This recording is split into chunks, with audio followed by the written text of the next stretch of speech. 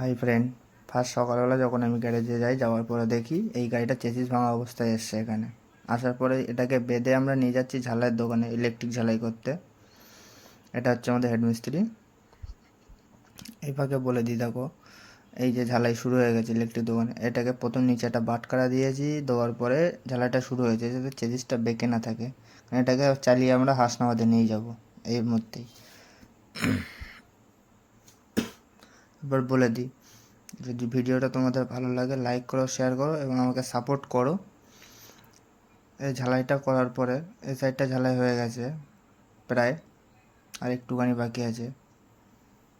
দেখো এইটা এইভাবে ঝালাই করছে।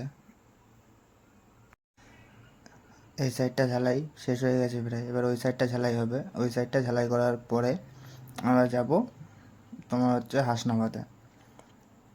এখানটা একটুখানি আমরা তাড়াতাড়ি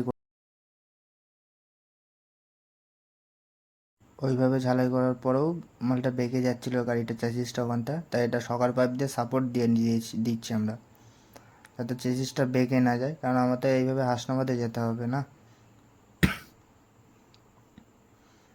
দেখো চেসিস ঝালাই হয়ে গেছে। এইভাবে চালিয়ে আমরা যাচ্ছি হাসনাবাদে। আমাদের মিস্ত্রি চালাচ্ছে, আমি পেছনে বসে আছি, বসে বসে তোমাদের জন্য ভিডিও করছিলাম। এর ওখান থেকে আসার পরে আমরা হাসনাবাদে এসে গেছি।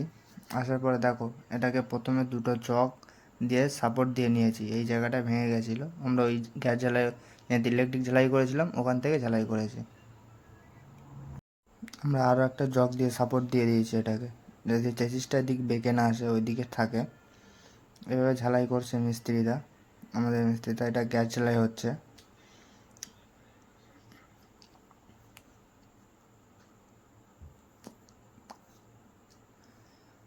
এভাবে গ্যাস ঝালাই পরে দেখো মিস্ত্রি চালিয়ে এসে বললো ঠিকই আছে, কোনো দিকে কোনো সমস্যা নেই,